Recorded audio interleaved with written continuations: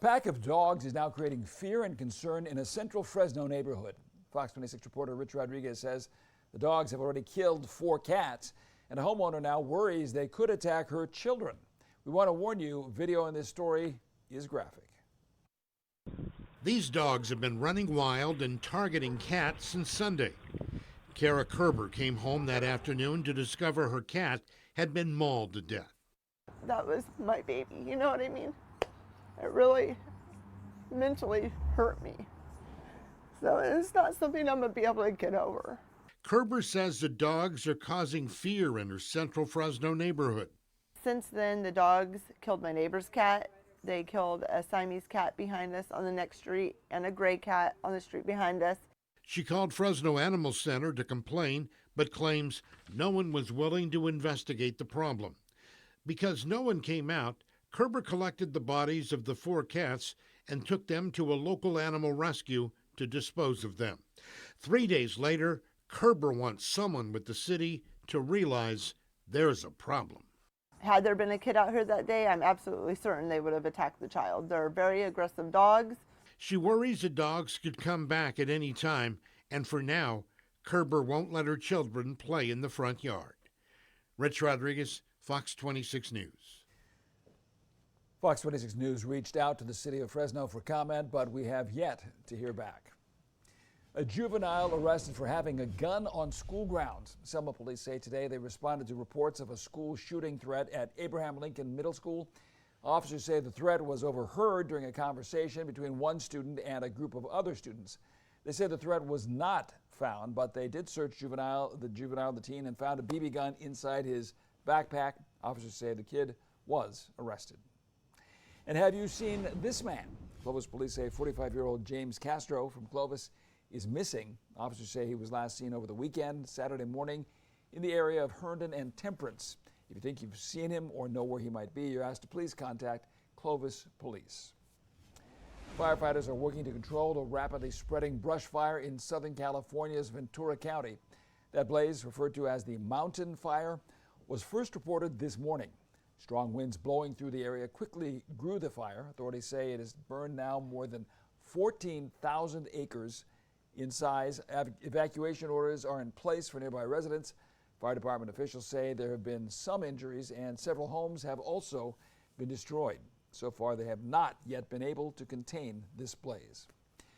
The mountain fire is one of 2 blazes now burning in the greater Los Angeles area. A brush fire on the Pacific Coast Highway in Malibu has burned at least 50 acres.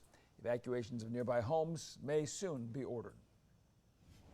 Back to the mountain fire now. Chief Meteorologist Chris Kuiper joins us with a look at what's happening there. Chris? Yeah, this fire has grown significantly, up to 14,000 acres here now this evening. It continues to explode down there in Ventura County from strong Santa Ana winds. We've got red flag warnings up all across the Southland and in parts of Ventura and Los Angeles counties. It's so bad they're calling it a particularly dangerous situation. Red flag warning, the highest level red flag warning in that area, and we've seen the fire explode in that area. This fire started in the Santa Susana Mountains, which is just a little bit to the northeast of Ventura, and I saw numerous wind gusts in that area over 70 miles an hour. In Camarillo, the airport reported a wind gust to 62 miles an hour. Notice the horizontal nature of the smoke plume here. That means that there's so much wind going on here, the smoke plume is not allowed to rise like you typically see in a normal fire because the wind is just so extreme with this fire. Now we take a closer up look here at the fire. Again, here's Santa Barbara. Los Angeles is here, so it's again near Camarillo. We'll take a look at a 3D map here of this fire burning just a little bit north of Camarillo, and we zoom in here a lot on it. And this is a 3D map here from CAL FIRE, and all these little white dots here are homes. The red is where the fire has burned, and again, this is this is Camarillo right here, and this is the northern part of Camarillo. This is Los Posas Estates, I believe it's called, in that area there. And all these little white specks are homes in the fire area. Now, that doesn't mean that these homes have all burned. We have seen certainly fires jump from one place to another and kind of miss homes and then take other homes out, unfortunately. But certainly all these homes are in the fire line. Underneath the fire line, I did a little informal count. That's at least 100 homes in this area here. Not saying all those 100 homes have burned, but certainly there have been dozens of homes that have burned, again, in the north side of Camarillo, and the fire continues to rage. It is still 0% contained. I'll come back in a little bit. We'll talk much more about our weather and talk about another red flag warning just a little bit north of our area going on. All right, thanks, Chris. Last week, we first brought you a story about a new proposal circulating around California for a national monument between Yosemite and Kings Canyon National Parks. 52 California lawmakers have endorsed it. However, Fresno County Supervisor Nathan Magsig expressed his opposition to the proposal and wrote a letter to President Biden stating how it would affect Shaver Lake. Continuing our coverage tonight is Fox 26 News reporter Myra Franco in studio. She was at a protest earlier today in Oakhurst where community members gathered to share their thoughts on it.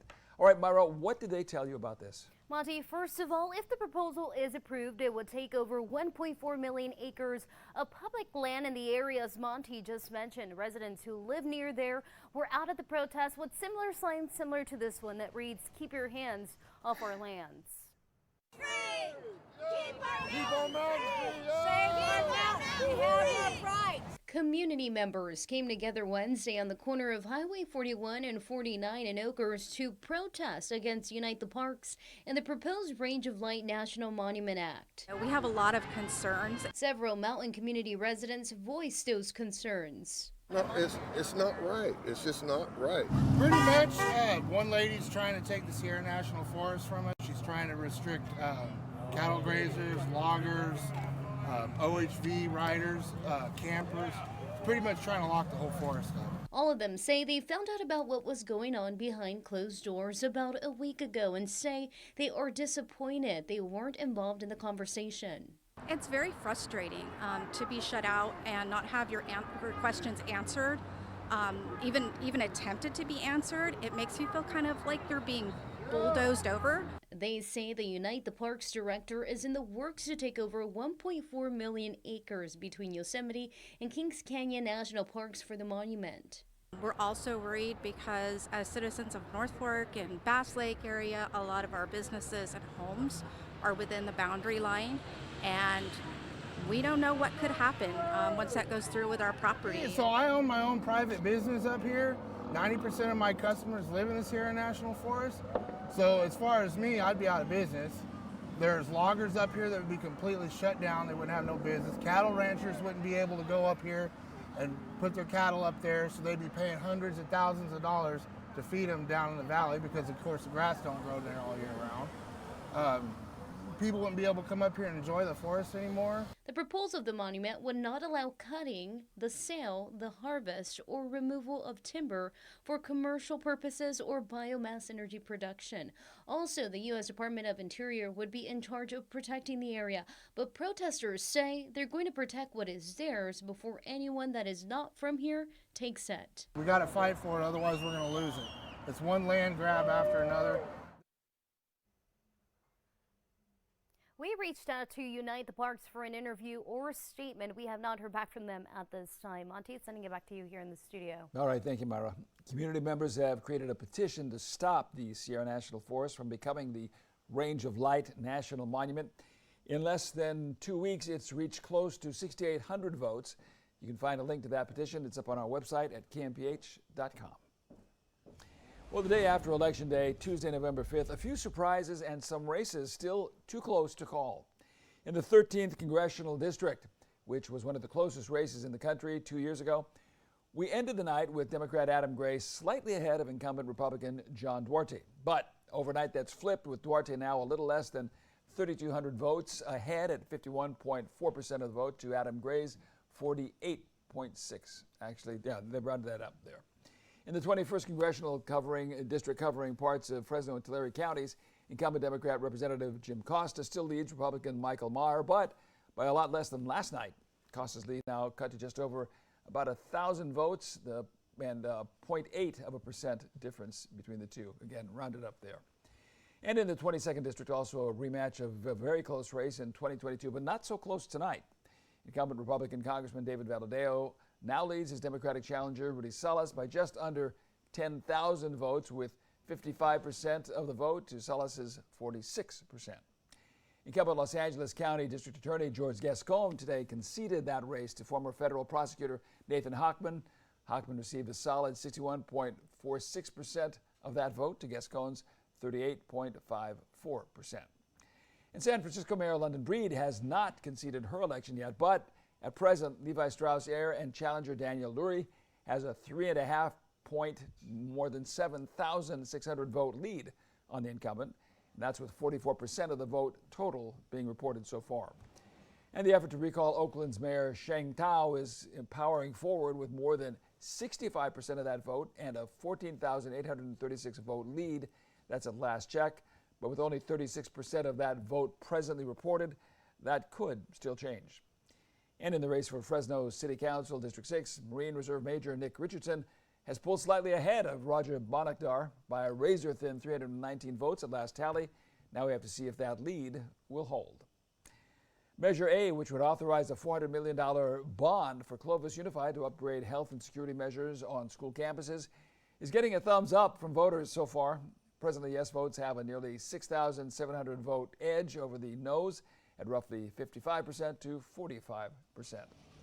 And responding to the more than 40-point, nearly 4 million vote yes win for the passage of Proposition 36, the Tulare County District Attorney's Office today released a statement calling it, quote, a resounding victory for stricter accountability in this criminal justice system. Tim Moore also added the passage of Proposition 36 is a significant step toward addressing the humanitarian crisis of homelessness, holding those accountable who poison our friends, family, and neighbors with fentanyl, and closing the revolving door of retail theft for chronic offenders that has afflicted our businesses. Proposition 36 will go into effect when the election is certified.